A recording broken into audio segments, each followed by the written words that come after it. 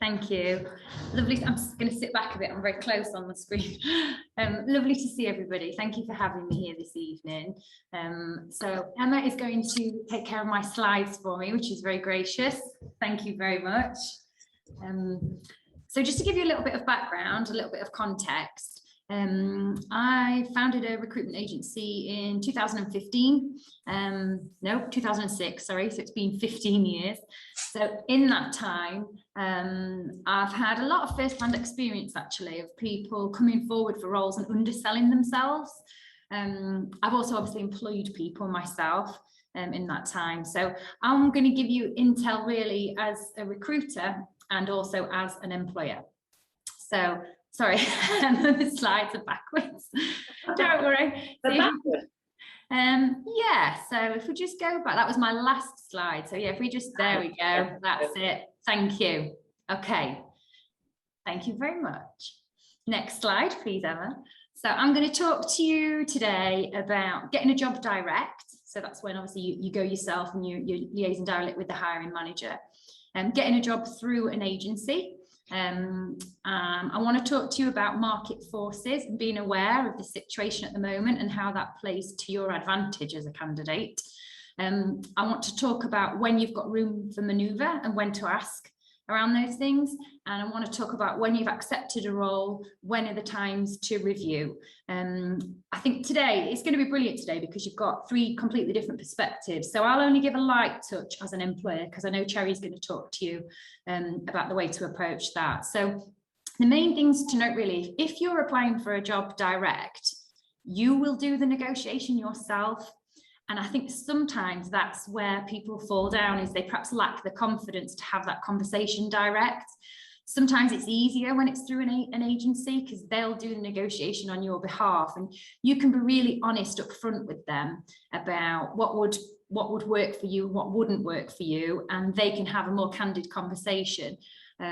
So there's advantages to going through a third party, but it's not always the way in which jobs are advertised. So, you know, sometimes you will go direct. And as we go through the slides, I'll talk to you about when you get to the point of going forward for a job, what are the questions you need to ask to clarify to make sure you're going forward on the right setting. So I'll give a real life example. Salary bandings. This actually wasn't through my agency, it was a friend of mine, applied for a role that was banded 35 to 39. They were on a 40k salary, but this role was local, so it meant less travel. So they applied for the role and interviewed for the role on the basis that if they were offered, they would want the top end of the salary bracket. They were offered the job. And it was at that stage the employer said, oh no, it starts on 35 and over the course of 2 years, you will go up to 39.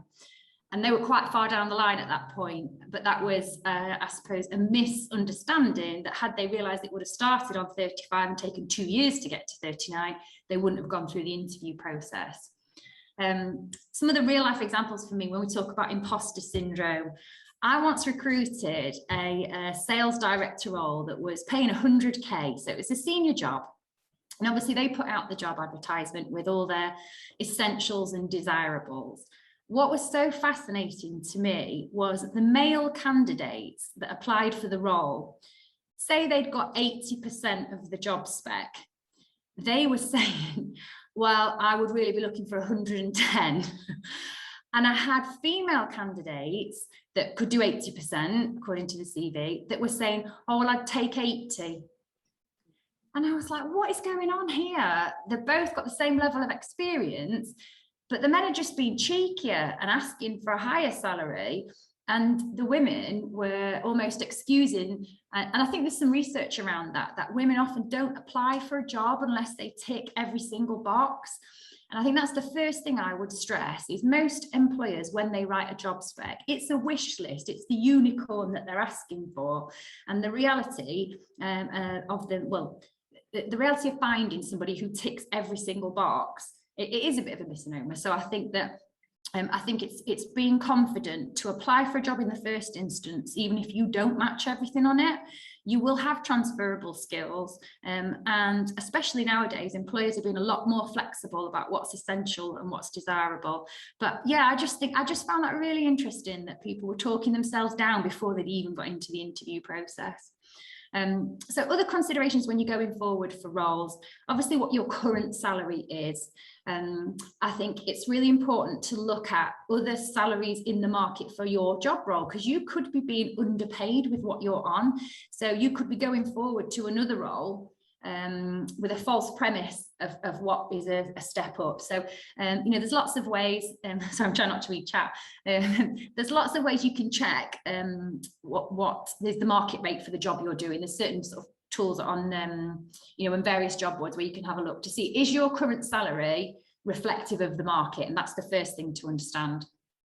I think when you're going forward for other roles, either whether you're going direct or through someone else, be really clear about what other interviews or other job offers you've had or you've got in the pipeline. There is always an element of when people go forward for a job, if they've had another job offer on a certain salary or they've got other interviews lined up, it does make the employer move a bit quicker, tend to offer a little bit more. I think there's sometimes something about if you're in demand, then you're more in demand, if that makes sense. It's always worth asking if there are other candidates in the process and in the pipeline.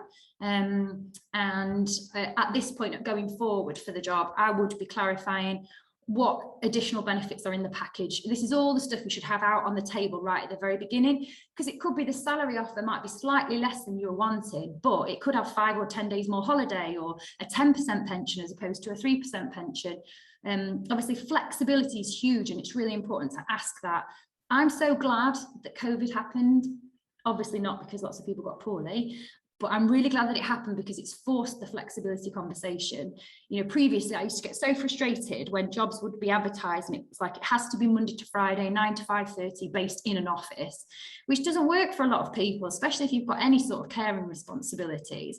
So I think now being really upfront about flexibility, what's on offer, and actually setting your stall out. You know, if you have to leave early on a Tuesday because you've got some commitments that you need to make. I've had all sorts over the years, whether that's dogs, horses, children, parents, whatever it is, get it out there on the table at the beginning. And I think it's also really important if the salary is stated, which it should be. I know a lot of job specs don't state it, but to ask when is it reviewed and what is the criteria? Because you may accept a job and it might not be reviewed. You know, they might not have a set process of when they review it. Some companies review every year. Some would review at the end of probation, at the end of the 6 months. So really important to ask when it's reviewed and what is the criteria for an uplift. Is it based around taking on additional responsibility? Do they have a cost of living increase every year, for example? So just try and clarify that. I'm conscious those questions are quite easy to ask sometimes of a third party. Cherry, you'll probably talk about when people come to you and you're making an offer, the way in which to ask those directly. The perfectly reasonable request to ask. You just want to time it, you know, and to make sure that, you know, they're considered. Next slide, please. So in terms of market forces, spoke a little bit about salaries for the same role. I think a real consideration now, and I'm seeing this a lot, previously certain companies could only really recruit people from the locality and from the pool regionally. And to a certain extent, that kept salaries slightly suppressed.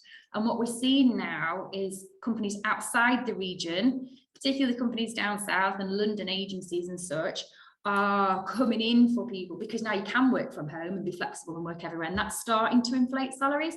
So it's just something to be conscious of. If it's a role you're going forward for that can be based anywhere, don't just check what the salary banding is in this region, check what it is a little bit further afield as well, or nationally, to get your frame of reference, because you know, in terms of looking at getting as much as you can, that's good evidence to go in with. Availability of the talent. So if you happen to have a skill set that's in demand, then you are in a strong position to negotiate a great starting salary. I think another thing to qualify is how long has that job been vacant? If it's been vacant for quite a while, then again, you're in a stronger position to negotiate a better starting salary. And then there's things like, you know, your notice period, if you can get away any sooner, so perhaps they've been without somebody for a period of time, that sometimes people are happy to offer slightly more salary if you can, you know, use outstanding holidays and get away a bit quicker. Thank you. So in terms of your room to manoeuvre, you need to really understand and communicate your non-negotiables up front. So before you're going forward for any role, just make sure you're really clear about you know, the hours that work for you, the location that works for you, the starting salary, the benefits, the holidays, the pension, all of that, and make sure you're really clear about what that has to be so that you're not wasting anyone's time and they're not wasting your time. It's better to have that conversation up front than go through a couple of stage process and then them say, oh, actually, no, there's no flexibility, or it's 5 days holiday less than you're on, and no, we can't change that. But all those are reasonable requests in terms of flexibility, salary reviews, and additional holidays. And then, you know, just be prepared that you might have counter offers. You know, we find that quite a lot. If you go forward for another role, when you go back to your previous employer and say, I've been offered something, you may get counter offered. So some people actually sometimes use other roles to get a counter offer, and I'm not advocating for that, but sometimes it happens. It's for you to decide whether the reasons that you were looking to leave would change if your salary was upped or not. If they're not going to change, and there are some stats around the number of people that accept counter offers that eventually leave within 6 months anyway, but it's just something to bear in mind that you may get counter offered. Next slide, thank you. Just in terms of when it's going to be reviewed, you know, is that an annual appraisal? Is it at end of probation? And then just for me, in terms of as an employer myself, when someone's in post, if they come to me to ask for a pay rise, it's really having that evidence to say, I've put on there Watch Late Night. There's an amazing film with Emma Thompson, and there's a great scene in it where a chap goes to ask for a pay rise, and his reason for wanting a pay rise is because he had a family. So he's got extra costs and extra responsibilities, and the scene is just so hilarious because she basically sacks him. But you know, it's not good enough to go to your employer and say, I would like a pay rise because I've been here a long time. You know, you need to be evidenced. And I've taken on additional responsibility. I've had a promotion either in terms of my title or my role and responsibilities. I personally have gone above and beyond, and go with the evidence of that. I'll let Cherry pick up sort of, you know, the real structure around that conversation, but they're the sort of main headlines from me. I'm conscious of time, and I know we've got time for questions at the end, so I'm happy to talk about anything I've raised in more detail when we get to that bit. Thank you.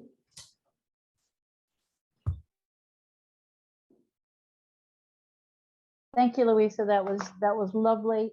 Much appreciate your insights. We are now going to go from the point of view of the employer. And Cherry, I'm going to ask you to take us through that point of view, please. Thanks, Melise. Hi, everyone. I'm Cherry, and as already been introduced, I'm an HR manager. I never know whether to duck at that point, but here we go. So the fantastic talks that Lou and Amanda have put together for you this evening very much put you at the centre of things. I'd like to come at this from a slightly different angle. We're going to look at pay rise negotiations from the employer or the manager's perspective. Now, some of you will be managers and some of you, I suppose, won't be. But I'm sure what we can all agree on is the best direct report manager relationships are ones that work very well both ways. And I think that there's no harm in putting yourself in someone else's shoes, your line manager's shoes in this instance, and thinking of them as a human being, which for some of you might be a bigger stretch than others. So you may have found or find yourself in a situation where a pay rise conversation hasn't gone very well, unfortunately, and that's triggered certain emotions, but essentially has rendered it quite a negative experience in your mind. So I want to try and look at why that might be. And really, I think the main thing is because pay rises are difficult conversations, and this is actually true of your manager as well. So I've pulled these stats from the CMI, which is the Chartered Management Institute. Most of the people who responded to their survey on this will have been managers themselves. And I think the main takeaway is essentially your boss would rather talk to you about your sex life or relationship breakup than money. So please do bear in mind, these aren't easy conversations for anyone. But why are pay rise discussions so difficult for managers? And I've tried to categorise this into two types of reasons. Firstly, bureaucratic or process or regulatory reasons, and then there's more personal reasons. Line manager might not actually be able to progress a pay rise for you. Some companies don't work in that way. They might be unaware of individual or team financials. Not all companies let line managers have access to this information. I think we touched on this. Pay rises are sometimes only done at certain points of the year, often common in larger organisations or public sector. These are fixed periods of time, and there's not much that can be done to work around that. Your line manager might be quite new in the position themselves. They don't actually know the process, or there might even be a freeze on pay rises or recruitment spend or anything financially, and that companies can put those things in place for a number of reasons. So these are fundamental reasons in how a company's run, and takes this kind of decision out of your line manager's control. So their hands are tied, but they're still the ones that have to sit across the table from you and have this conversation, which, as you can imagine, probably isn't easy. So they can be quite disempowered or frustrated themselves because these things are not within their control. Then there's the more personal reasons, and that's anything such as not enjoying this conversation or the type of pressure it puts on them. They feel awkward. They might even be feeling aggrieved about their own salary. They might have not been prepared for the conversation that day. They might feel a little bit ambushed, or even simple things like having a bad day themselves or mind wandering to other things we're all guilty of. And these are human reactions. It can actually take quite a long time for a manager to learn to put their personal feelings or reactions aside when dealing with you in a variety of issues. This is sort of a learned skill, really. So what can you do to better your case? And again, there's things you can do on an ongoing basis and things you can do in time for that specific conversation if you are going to go forward and ask for a pay rise. So the first ones I've put together, paint an ongoing picture for your boss, if you like, and then they're armed with as much information as possible when it comes to making a decision about whether to give you that pay rise or not. I think understanding the business objectives or your team objectives is something that's really key. How do you fit into that? How are you supporting it? It doesn't really matter if you're brilliant at your job. If you're doing something that's slightly left field of what's in the team's plan, it might render it slightly irrelevant in terms of the conversation. Any opportunity to take on more responsibility. Sometimes you have to do a job before you get the job, if that makes sense. And something that often comes up is people will be asked to take on certain work and they'll fire straight back with, well, I want more money, or I want this or that. I would advise you to just wait, do things for a little bit while, and then you're out. If you're doing it brilliantly, then you've got a much better case to take that information to your manager and say, I've been doing this, and this is why I think I deserve the role or the responsibility on a more permanent basis, alongside an increase in salary. I think open and regular communication with your manager is also really important. Tell them what's going well, but don't be afraid to say that things that aren't going well. And certainly don't try and hide things. Use weaknesses as a learning opportunity. And I think a level of self-awareness is really useful for your manager. And then awareness of market rates, which is Lou's touched on. It's always a good idea to know your market worth. I'll come on to that in a couple of slides. In terms of making your manager's life easier, the actual pay rise conversation then, I think nobody likes being hijacked, as I said on the previous slide. Give them a heads up that this is what you want to discuss. Catching them off guard won't do you any favours at all. Open conversation. Try and take the emotion out. Don't go in all guns blazing, but also reiterate, if you are going to ask for a pay rise, that's fine. Possibly reiterate what you are enjoying and what you do like about the company. I think line managers do really appreciate that loyalty and engagement. Mindful this could be a slow process. We've sort of started to touch on that in the chat already. I'd love to pick up more about that. Different companies can work at different speeds for this. Sometimes if you do work at a larger organisation, like I said, there's fixed periods of time, there's a longer chain of command. They can't be quite as nimble as smaller companies in responding to you. Be willing to accept alternatives or review if you are willing to accept them, and the business reasons for offering you that rather than the pay rise you feel are right and justified. Talked about holiday or the flexibility or some sort of training opportunity. Is it just the salary that you want, or are you open to other things? And if the budgets or review period is fixed, try and work to that date. It will help your manager, or give them a heads up that, you know, when pay rises come around in April, this is what I'm thinking, this is what I'd like to discuss. So I think being specific about what you want, why you want it, will stand you in good stead. It's a good idea to practice your conversation as well, like anything that you might be slightly worried about. Yeah, that will also help you take the emotion out of the discussion as well, and help you put your points across a little bit more clearly. I think I really would advise trying to not enter the conversation in an emotionally charged state. Often, if people come for a pay rise, they can be quite frustrated or defensive.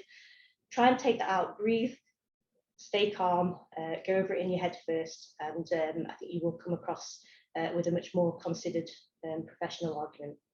And probably don't make any empty threats. If you are, don't make any threats about leaving if you don't mean it. If you manage to, may just call your bluff on that one. So,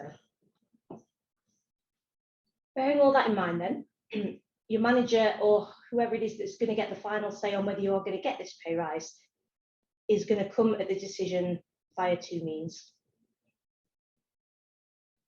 They're going to think with their managerial head, and they're going to think with their human head.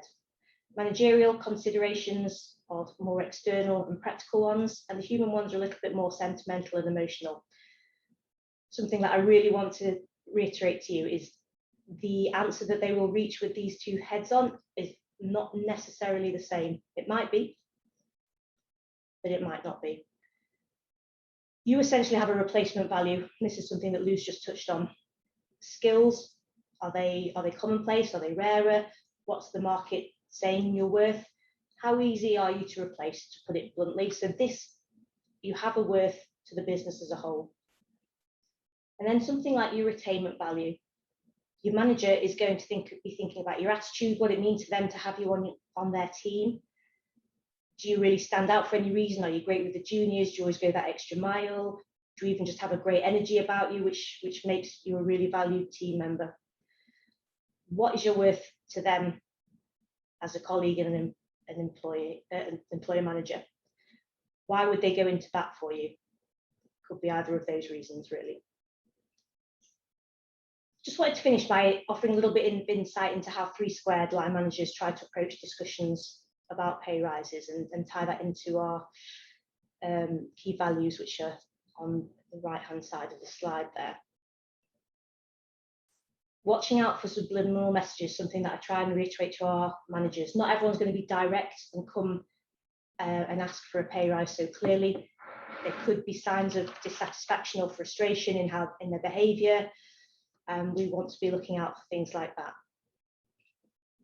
You don't want a resignation to land as a surprise on your desk without having thought that this might be a road that someone's heading down. Putting aside personal feelings and bias, this is something I touched on a few slides ago, and it's not an easy skill for managers. Lots of seasoned managers still struggle with this.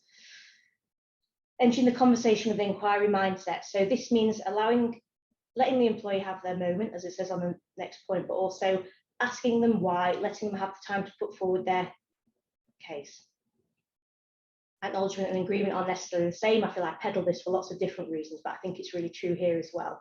They may or may not agree that you deserve a pay rise, but hopefully we would always still at 3 Squared acknowledge your request, and that this has been a courageous conversation to you to come with us with. Not needing to react immediately, you can set expectations with the employee that you need to go away and either think, make your case, speak to the directors, the manager, plan your next steps, and as long as you keep the employee in the loop with what's going to happen next, I think that's okay. The right decision isn't necessarily a rushed one or a knee-jerk one. Not misleading staff, that's something that's really key as well.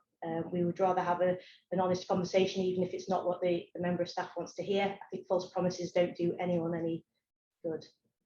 Considering alternatives, we've already talked about that. If the business reasons for a pay rise aren't right, is there something else we can offer? And knowing what to do next. All our line managers do know the process for what to do if they're approached with a pay rise request. So we all would follow the same process, and making it fair for all employees. So that's a little bit of a snippet from the employer side. Hopefully we'll have some questions. We'll be able to pick up some of these things in the chat as well, because I think we've already started to touch on that. But that's it for me. Thank you very much. Back to you, Melise.